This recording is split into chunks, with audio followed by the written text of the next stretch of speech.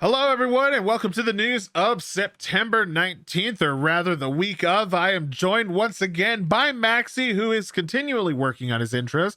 Maxi, say something. Hello, everybody. My name is Maxi. You can't just steal my intro or Markiplier's. That's not your intro. I That's stole it from Markiplier before you stole it from me. You're not allowed to steal it back. You can't steal things that have already been stolen. You can. It's called justice. It's just called justice, all right? Well, either way, welcome everyone. As per the norm, if you have anything that you want to talk about in the comments below while you're hearing these articles, don't let that thought slip and just leave that comment while you're listening. And let's just hop right into it. I'm glad we delayed the news because we normally record on Mondays, but we're recording on Tuesday this time. And we would have missed the Nvidia announcement for the 40 series had we done it yesterday. Maxi, are you excited for the 4090 and 4080 desktop GPUs, buddy? I actually genuinely am. I skipped the 30 series because I bought a 2080 Ti about 3 months before the 30 series got announced. Seeing all these stats about, like, some of these cards having 4 times the power of their predecessors is pretty exciting. So, yeah, I'm really keen. I'm excited for it. They're also pretty excited because a lot of people realized that they made a lot more cards, or were making a lot of cards, banking on the idea that mining was still going to be a thing. But mining is not really a thing anymore since the Ethereum merger. So people are actually concerned that Nvidia is going to make too many cards. But that's good for the consumer because it should mean that most of us are going to be able to get them fairly early on. Now, it's sad that EVGA has dropped out of partnership with Nvidia, as EVGA, in my opinion, made the best cards for Nvidia with like the FTW3s and all that stuff for the 3080 series and the 3090 series. But like Maxi said, a lot of these cards, pretty much all of them, are going to be 2 to 4 times faster, especially the 4080 and 4090. We haven't gotten the specs for the 4070s or 4060s yet, but they're going to be really, really fast compared to the previous generation and insanely fast compared to the generation before that, the 2000 series. Ray tracing is one of those examples that Maxi pointed out that's going to be up to 2 times faster, but there's really a lot more options, and they're going to be available, as far as we know, for the average person. The 4080 with 12 gig of RAM of G6X memory, I guess that's special, will retail for only $900, while the 16 gig will cost $1,200. Honestly, I don't remember if that was cheaper, but it sounds cheaper than I remember the 3080 series being. I could be wrong on that. Yeah. I think I'm just used to inflation prices because of Bitcoin mining back then. Yeah, exactly. Look, I'm pretty sure that the 3080 series was pretty cheap because it came out in the middle of lockdown. But some of this stuff that we're seeing that this graphics card is going to be able to do, like, we're going to get into some nerd stuff real quick. Yep. But the third generation of RTX is going to have DLSS3, real-time path tracing, opacity micro maps, shader execution reordering, 2D SGM optical flow, and displaced micro meshes as well. Like, the examples that they showed us on games that you've seen, like even like Cyberpunk 2077, games like this, they look actually incredible. But then they've also spoken about, like, in this whole presentation they also spoke about this new system that's being put in place that can basically add this third generation ray tracing to any game that you play. Which is awesome. And they showed Morrowind and Portal as examples, and oh my God, they looked beautiful. Like, it was actually insane. It looked like a complete remaster. It looked so good. So yeah, look, definitely, I personally am super excited. I'm really excited to get a 4080 into my system. The only concern that I have is size. These things are chunky. They're fat, dude. Yeah, they're fat, dude. And so if you're thinking about getting a 4080, make sure or 4080 or a 4090, make sure you're checking measurements. Make sure you're making sure that it will fit into your PC, into your tower, and also make sure that it's going to work well with your CPU, your RAM, and all that kind of stuff. Because I've been talking to somebody who builds PCs for a living, and he's been warning me. He's like, it's not just going to be a graphics card you're buying, man. If you're coming from the 2080 series, you're going to need a new CPU, different types of RAM, and all that kind of stuff. So get excited. This is awesome. It's really exciting to see, but also be wary. Do your research before you spend thousands of dollars on these cards. Yep, absolutely. And let us know what you'll be getting. If you're going to be picking one up, what are you getting? You going the 4080, the Ti, or are you going full on 4090? Like, let us know what you're doing. All right, moving on. Microsoft has decided that they still are not powerful enough, and they're deciding to buy more studios to stay quote unquote, like 16 air quotes, competitive with Tencent and Sony. This is just so dumb. They are so much bigger than Tencent and Sony in like a general sense that like there's no competition, but I guess they just want to keep becoming bigger and bigger and keep grabbing everything. I don't know. What do you think about this, Maxi? It's overkill. This is like putting brass knuckles on Mike Tyson. Like, Yeah. Is this really necessary? Even as the article says on PC Gamer, Xbox head Phil Spencer has said he's not going to rule out future game studio acquisitions, even as they continue to finalize their $75 billion purchase of Activision Blizzard. So much, dude. Just spent $75 billion, and it's like, we need more power. Like, seriously? Like, and his reasoning is that Tencent is the largest gaming company on the planet today.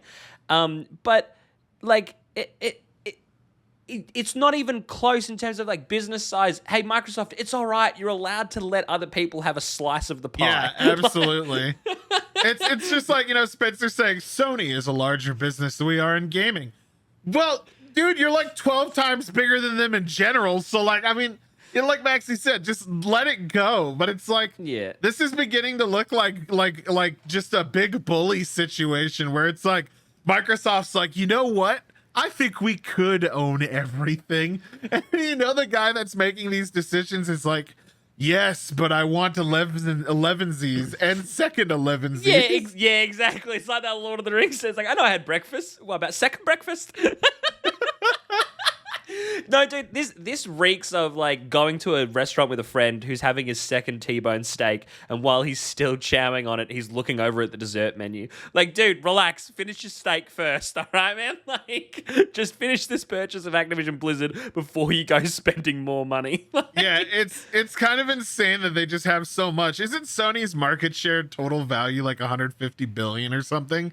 And Microsoft, We looked at the stats last time. Yeah, it wasn't like a ludicrous amount. And then you look at like the fact that Microsoft spent like half their total yearly earnings like from Sony on one acquisition, and now they're just like, gotta do it again. I hate to do it to them, but I gotta. And so it's just concerning because it's like, what is there going to be left if they're actually just like, okay, what doesn't Sony or Tencent own?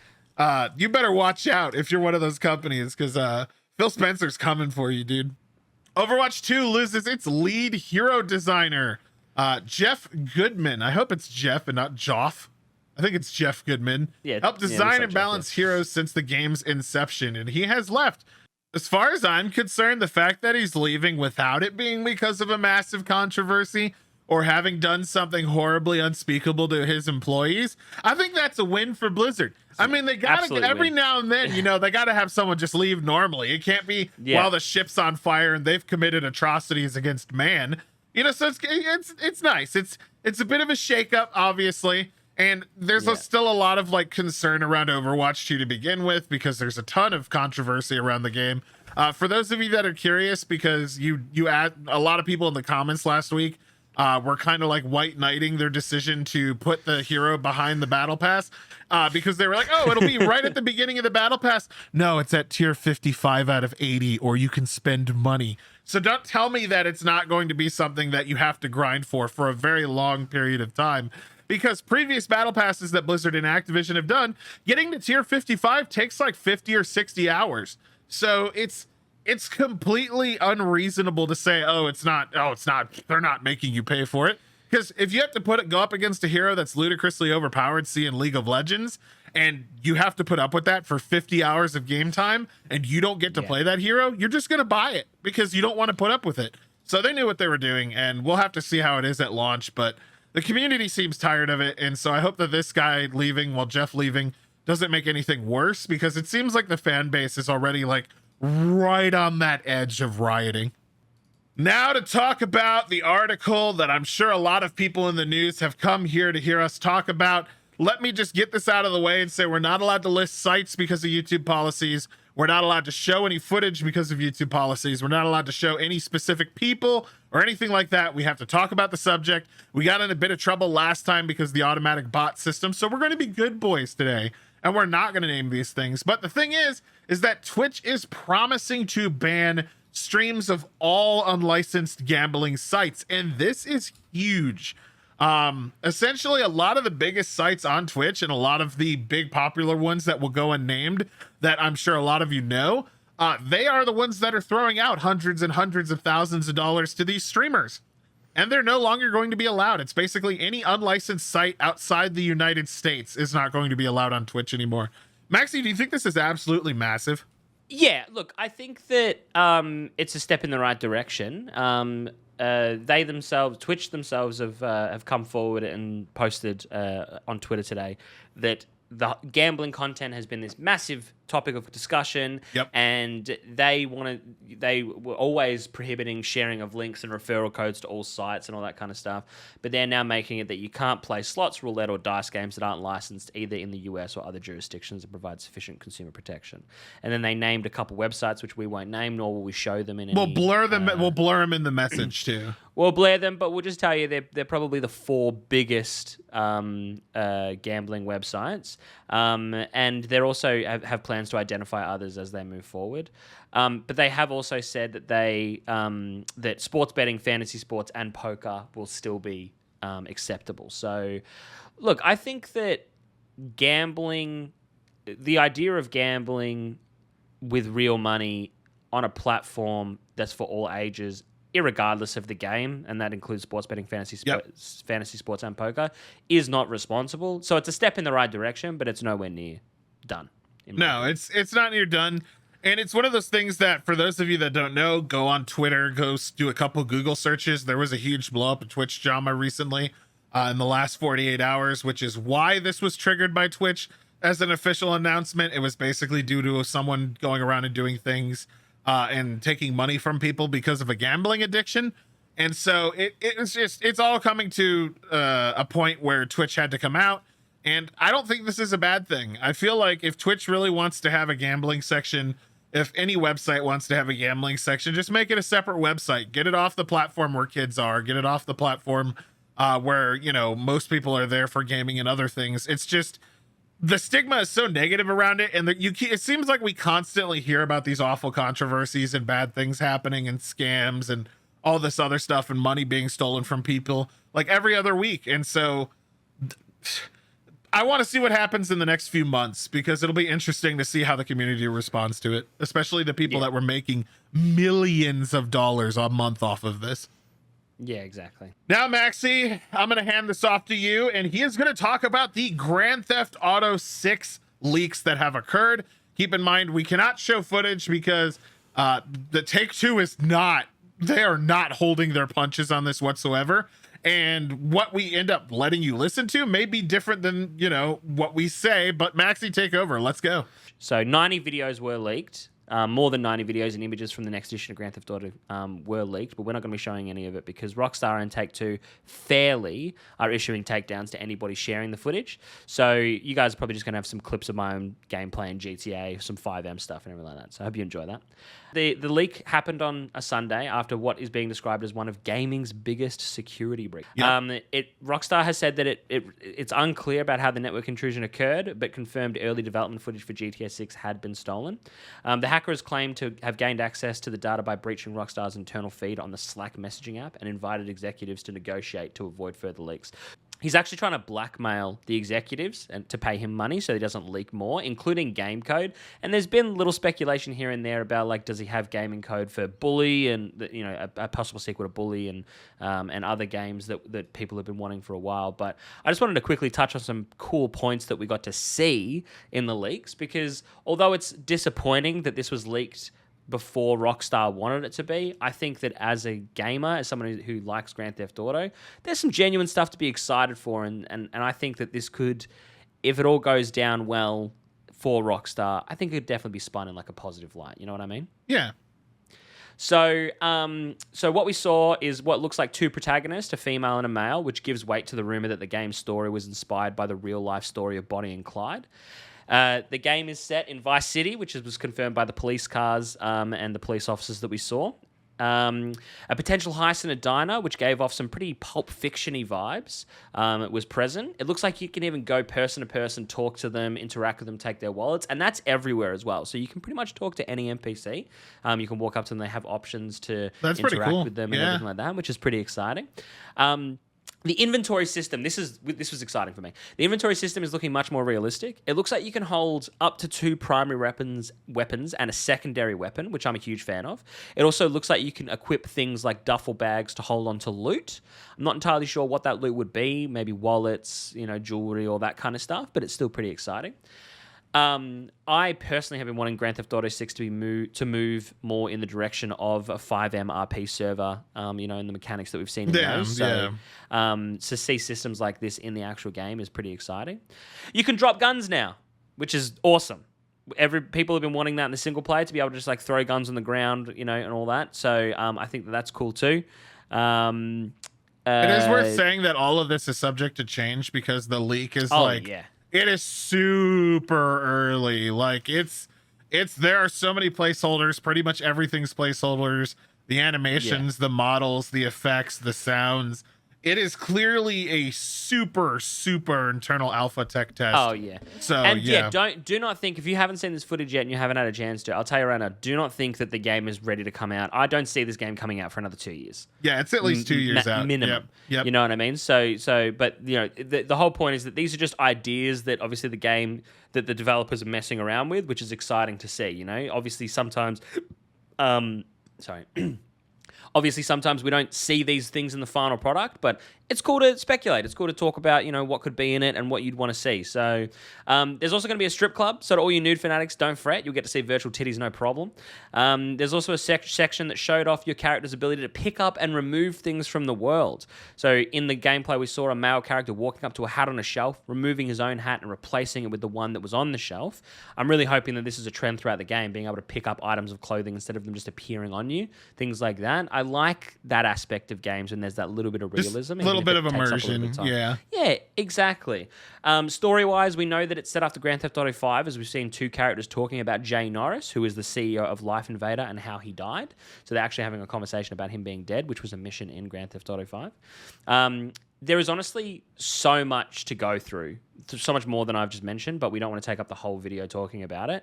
Sadly, we can't show you any of the footage, as Take-Two is going crazy with takedowns. So, but look, I just wanted to give you guys kind of like a little bit of a taste of what was there. I got excited. I watched the whole thing. I feel bad for Rockstar, but it's nice to actually finally have a confirmation that Grand Theft Auto 6 is really being worked on. And it's there, you know what I mean? It's not just an idea. It's not just a script or anything like that. It seems like they're just building up the skeleton right now. It's like the framework's there and they just have to do everything else now. Exactly. So yeah, really excited. Feel bad for Rockstar, and look, I hope that this guy who's stolen the content and is trying to blackmail them, I hope he gets what he deserves. Because pretty shitty thing to do. But also, there's a part of me that's like, thanks, man. It's nice to know that it's here. Next up, we've got Diablo 4 asking people to play the end of the game before it comes out. Blizzard wants hardcore Diablo grinders to help test its Diablo 4 endgame in an upcoming closed beta. And honestly, man, they had another leak too. I don't know if anyone knows this. There was a massive leak for Diablo 4 in the closed family and friends tech test. A couple of people uploaded about 45 minutes of footage, which we also can't show because Blizzard is aggressive about this stuff as well. But they're asking people basically to come in and absolutely grind their faces off so they know how hard to tailor their microtransactions and their grinding curves and all that stuff to fit it. And honestly, I mean, so anyone that's watched the leak has realized that they've pretty much just kind of ported Diablo 3 over into a new graphical setting. Personally, I'm really skeptical about the end game to the point where I didn't even request to be in the beta. And I probably... Well, Diablo 3's endgame sucked. It sucked, yeah. And so I'm not excited about Diablo 4's. Diablo 3's endgame at the beginning of the game was terrible. And they said that they didn't even have a chance to test Nightmare Mode, which is why it was so awful. And then, like, the actual endgame, the Rift system, is total garbage. It's not even 1% as good as what Path of Exile came up with I think, like, 196 unique maps that you can do for their version of endgame. And I think it's over 200 now. But it's like, yeah, they're going to have people test out their in-game. They're going to have you test out their infinite grinding of incrementally better weapons, equipment, and resources. They're going to be testing out their tier systems, all that stuff. And they want people basically to break their game, push it to the limits so they know exactly how much they can get away with these systems. And I'm not surprised. This is par for the course as far as like figuring out just how much wiggle room they have. And the fact that they're going to be testing this in-game so extensively concerns me, because it tells me like it's going to be a second job.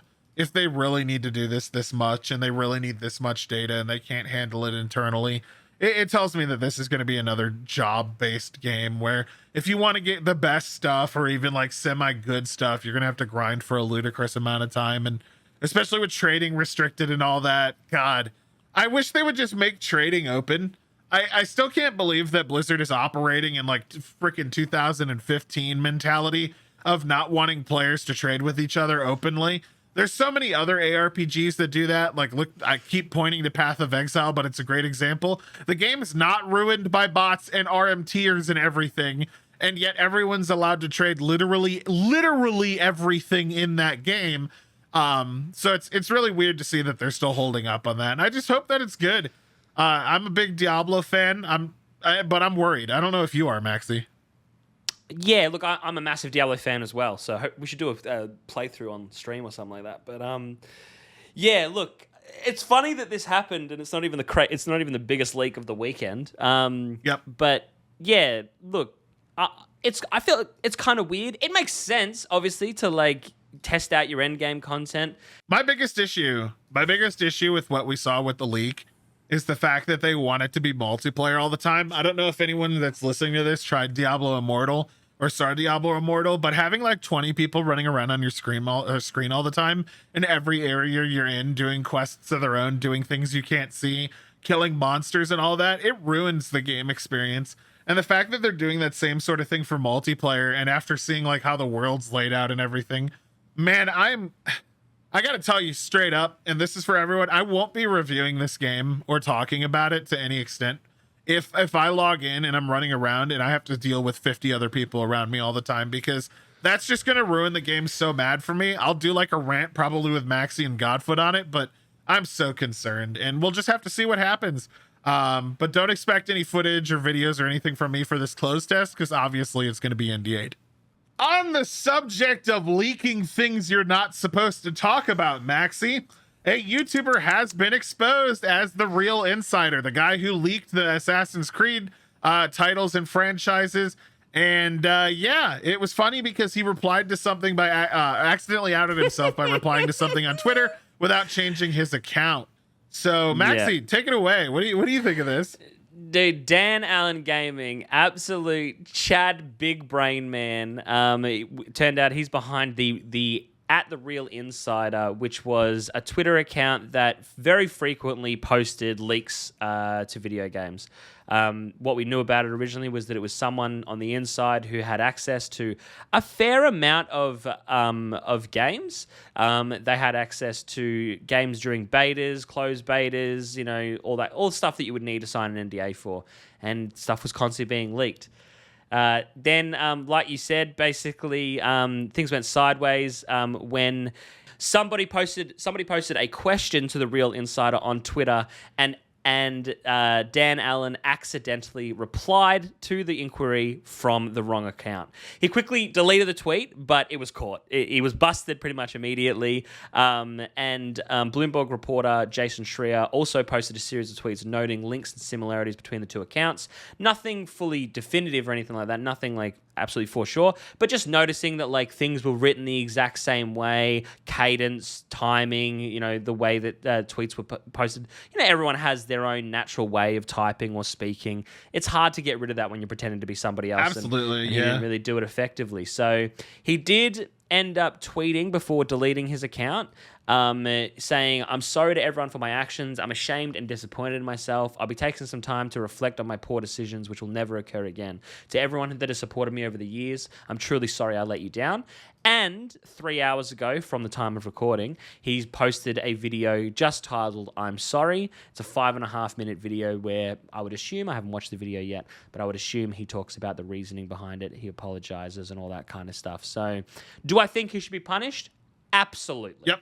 And, absolutely. And yeah, there's some real consequences for doing this kind of stuff. Dale, you know more about it than I do. So as somebody who used to sign and still does, that signs NDAs all the time, when any one YouTuber or any one Twitch streamer breaks an NDA and does stuff like this, it hurts everyone. It makes companies not want to do events anymore. A great example of this was the Borderlands 3 reveal date. We were all super under NDA, and a bunch of douchebags at the event decided to start tweeting out the game and showing things and sharing information from the event that they weren't allowed to do. And then, of course, 2K Games and Gearbox stopped doing that. They didn't do another event. And it's just like all this stuff just furthers and punishes people. It alienates smaller people. It makes it so that only the really close-knit people get keys because they're the only one that can be trusted. They're the only ones trusted with this information. And honestly, like, fuck this guy. The fact that he is apologizing is because he got caught. He didn't feel bad. He was clout chasing. He felt like he had power. He just wanted to do it because he wanted to feel good about himself. And no, he's only ashamed and disappointed in himself because he got caught. And I hope that Ubisoft, I hope they throw the book at him. I hope they sue his ass into the ground as an example to everyone that does this stuff, that this is not okay, because it hurts the entire ecosystem of YouTubers and Twitch streamers and influencers and even the consumer, because now you don't get to find stuff out. He also gave himself a really unfair advantage over other content creators. Let's say, as an example, right, you are a smaller content creator that finally gets access to something where you have to sign an NDA, and you're excited, you're working on a project for it, maybe you're working on a video for it, you're waiting for that NDA to finish the embargo date to drop so that you can start presenting the information to your viewers and your fan base. Oh, but hang on, this fucking guy has just pretended that the footage has been leaked, and then, because what he does, right, is he would post it on The Real Insider, and he would retweet it on his own account, being like, oh, look, there was a leak, right? So he gets a lot more followers coming to him, because then he talks about the leaks on his own YouTube channel. He's like, yeah, The Real Insider has come through with another fucking breaking leak. This game has been leaked. This is what we know. He's getting an advantage over all the other creators. It's just totally unfair. It's gaming the system in a way that, is almost unforgivable. So, yeah, look, I agree. And there's some real punishments. There's, financially, first of all, he'll never get another company trusting him. Absolutely not. So his career is over. Yeah. His career is over, right? But also, he's profited off this, and I definitely think that any company that has copped a leak from The Real Insider, I reckon they should be going after him. It's not that I want this guy personally destroyed. That's not the only reason. It's just that when something like this happens and you find out that there's people doing this and they're people that you trusted, you have to go after them, and you need to make an example of them, because if you don't go down with the maximum amount of force, you're just going to encourage other people to do copycats, especially when they look at his success. And like Maxie said, he profited off of this. He grew because of this. And if you don't stop this sort of stuff from happening by basically destroying everyone that does it, then it's just going to keep happening, and it just makes it worse for everyone. So shame on you, dude. I absolutely I hope that Ubisoft uses you as an example and smears you all over the pavement for doing this, because I personally have no respect for anyone that breaks NDAs. I've seen channels destroyed and people's opportunities taken away by NDA breakers. I had a good friend that had an exclusive thing that he was going to be allowed to reveal, and somebody broke NDA and revealed it before him, so they got all that clout, even though he'd been working his ass off for several years to get into that position. So yeah, no, absolutely not. This is not cool. If you ever have to sign an NDA, respect it, because by not respecting it, you just hurt everyone else involved. Final thing, Maxie. This is all you, buddy. I know that this is your favorite game, man. You love Call of Duty. I want you to talk about it. What is this brief summary of what's going on here? What kind of a Muppet name is Soap anyway? Yeah, look, so Call of Duty Modern Warfare beta dates, how to get access. So really, really easy. Well, no, not really. It's complicated. It starts to get a little bit complicated. Actually. So the cheapest way to do it is to buy the game in advance and gain access to the beta. So if you pre-purchase the game, you gain access to the beta. The first weekend, which was September 17th to September 20th, is available exclusively to PS5 to PS4 users who have pre-ordered the game. But those who haven't will get access in the final 24 hours, the 19th and the 25th. The 19th to the 20th, sorry. All PS4, 5 and PS4 users will be able to access the beta on the second weekend, which is the 23rd to the 26th of September, even if they haven't pre-ordered. Now, for those of you that aren't on PlayStation, whether or not you don't have one or you haven't had a chance to buy one yet, if you're playing on Xbox Series X, Xbox One, PC, whatever, and you've pre-ordered, you'll be able to access the game on the second weekend, September 23rd to the 26th. Everybody on all platforms, no matter whether you've pre-purchased it or not, will be able to play the beta from September 25th until September 26th. Now, for anyone that doesn't know, you can buy it on Steam and you don't even worry about it. Like, buy it on Steam, you can play it on Steam. I'm glad that you could do this all on Steam. Now, I know a couple of us are going to be making brand new Battle.net accounts too to avoid the SBMM carryover from the previous games. So I totally encourage that if anyone else plays it or doesn't want to be dragged into bullshit servers and all that stuff, if you don't care about, like, I guess really nothing's being carried over from the first Warzone or the previous CODs, so it doesn't even matter. Just make a new account, play it on Steam, use a new Battle.net account, have fun with it, see how long you can play before you get screwed. But yeah, everyone can play if you pre-order on PC on the 23rd, like you said, and then everyone can play in general from the, what was it, for every single person? Yeah, for every single person, no matter what, you get access from Sunday the 25th at 3 a.m. until Monday the 26th. And with that, that's going to be the news for this week. Please let us know your opinions on anything and everything down below. And as we do every week, Maxi is going to give you homework for the comments. Maxi, what do you want people to comment down below this week? First off, stop commenting your favorite fruit. All right, it's done. It's over. I'm sick of telling people that their fruit choice is delicious. Okay. Second of all, I want to know, with all the 4080 stuff, we're going back to the first story. With all the 40 series stuff, I want to know, with this new ability to add ray tracing to any game that you want, what game are you adding ray tracing to? I want to know. OSRS, dude. I want old school RuneScape. Woo! I want ray tracing in Tetris. Pong with ray tracing. You see the sunlight glancing off of the ball as it just comes at you, dude. Yeah, dude, that would be great. Crash Bandicoot with ray tracing, dude. Realistically, though, dude, Dark Souls 1. I'm going to replay Dark Souls 1 remastered or whatever. That looks so good, dude. That would look actually beautiful. Yep. I want to redo that. Yeah. I want to try that stuff. Yeah, full on, like if I could pick any game to add it to, honestly, I think I kind of have to go Counter-Strike. I'd love to see Counter-Strike with ray tracing. You get flash banged and it kills you in real life. Yeah. I'm blind. Oh, the ray! Oh, it's so beautiful though. No, I think it'd actually be awesome. I think it would actually look really, really cool. You get blinded in the game, you get blinded in real life, dude. But yeah, no, I think ray tracing in Counter-Strike, I want to see it. If not Counter-Strike, then I'm probably thinking, I don't know, maybe something like Grand Theft Auto. Like, the full-on crazy ray tracing, GTA would look really good. Godfoot's going to go see Yakuza, all the Yakuza games on PC with ray tracing. That's going to be crazy looking.